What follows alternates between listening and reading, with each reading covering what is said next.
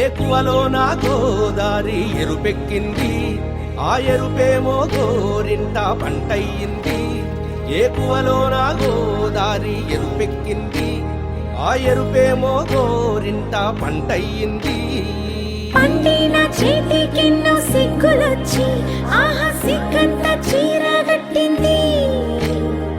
చీరలో చందమామ ఎవరమ్మ, ఆ గుమ్మ సీతమ్మ. సీతమ్మ